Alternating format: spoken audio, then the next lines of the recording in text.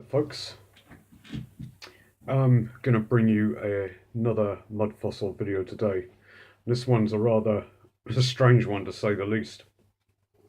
I was down at the river the other day hunting for mud fossils and any stone artifacts I might find, and I came across this.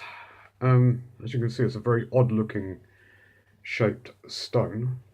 And just to let you have a quick look around it. Okay, now, and here's the top of it, and here is the underneath of it, the heel of it. I've given you a bit of a clue there as to what I think it is when I said the word heel, right? So when I first found it, I just thought it could be a mud fossil of anything. It's really odd. And when I cleaned it up, I noticed how much shaped like a shoe it was. Right, so we'll start with this bit here.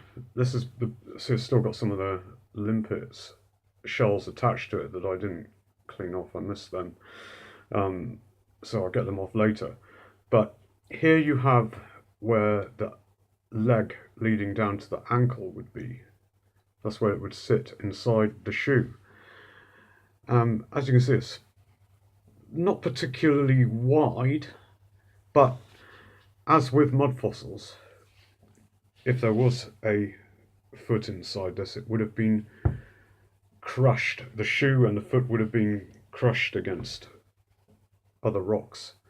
So if you can imagine that was wider, like as wide as a small foot would be, could have been a lady's foot or a teenager's foot or a child's foot, something like that. But what is the other thing that made me think it was a foot was you can almost see the outline of where the bone of the foot was broken as it got crushed against the stones and the mud or whatever turned it this way. So much that the bone has shown through the leather or whatever the shoe was made of. There we have it. And here we have the ankle area. And you can see the definite layout of what could have been bone structure inside it. And I'll let you have a good look at where, if it was part of a whole leg, it was obviously severed here at this point during the mud flood or whatever catastrophe it was. And you have all this odd colouring in here and shape. And also around here you have blotches of red. I'm sorry, I have to film. I've been at work all day and I have missed the light to film this, but I felt in the mood for first time in a while to make a mud fossil video. But it's got all this red staining on it, which may have been blood seepage that seeped through the leather of the shoe before it became fossilized.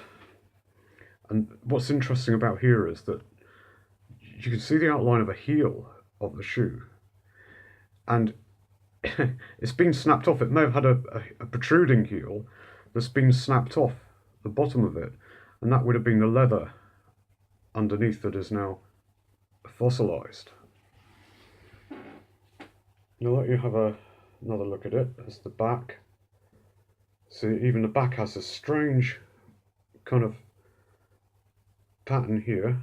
So it's almost flat, and we bring it round this way, and here you can see the outline of potentially the bones of the foot, and there's the bone that leads into the possibly the big toe, and it's been crushed in and it's protruding out the bone. So here we are. There's the bottom of it, the heel, and here is the whole thing. In fact, yeah, kind of reminded me of a Dutch clog, to be honest with you. You know how the Dutch clogs, the wooden clogs, curve up, but so I don't know, maybe the pre-flood people of Britain wore Dutch clogs, for all I know. But yeah, here we go. I'm going to make another video of it in the daytime, as it is rather interesting. Again, I'll show you the bottom bit where the heel is. I'll try and see if this light will shine on it a little bit better. So there we go, that's the bottom of the back heel. There's the back heel itself area of the shoe. And there's the bottom. It's even flat on the bottom, how a shoe might have been. But like I said, it's a bit narrower than a conventional foot, because it would have been crushed. Well, if it was crushed with a weight, that would explain why the bone is protruding out through the shoe here, because of the crushing weight of it. So here we go. I'll let you have another look at where the severing of the foot was. So that's very, very interesting colouring. So yeah, and all the potentially the blood seepage around it. So there we go. Potentially a shoe with part of the foot in it of a victim of the mudflood. Something else interesting while I was with it, I found this stone, right, which is a piece of flint. I'll just run around it for you quickly here. It's a piece of flint, and what's unusual about it is that the cortex has been knocked off it. It's been chipped off it for some reason. And this has a face to it. It's been made into a face, and there's the sort of gaping mouth here and the eye. Very difficult to pick up with this light. There's the nose area coming up in the head, and it has these. It's obviously an effigy of some sort. And this is either meant to be long ears, like you see on some of the wooden. My dad was born and brought up in Kenya, and I remember they brought back with them when they came back to the UK lots of African carvings, and they had heads like this with the long ears, with the really heavy earrings on them, you know.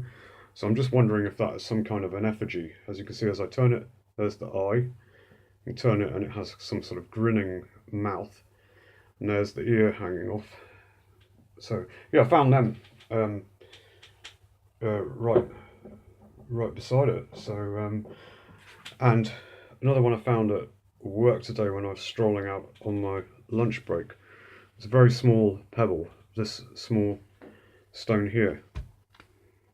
There we have the open mouth. This has definitely been carved into a kind of like a pan face or some sort of imp face. There's the open mouth, and there's the two eyes, and here is the horn of it.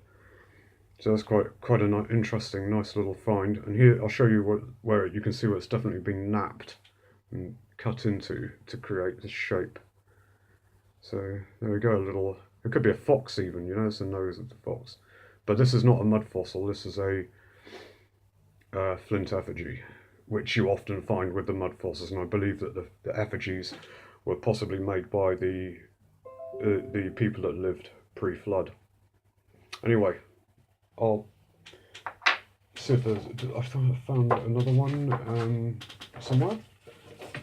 Just find it. No. Oh, here we go. Yeah, I found another one at work as well when I was outside, right near the fox effigy there, and that was this quite an interesting little thing. As you can see, the outline of a face. It's a hooded face, and it has a big chin coming down here, and there's the mouth. It's only a tiny little stone, another side profile of a face with the chin, the nose, the eye area, the hair. And there's the cheekbone area. Alright, anyway, I'll make some more videos shortly. Anyway, thank you.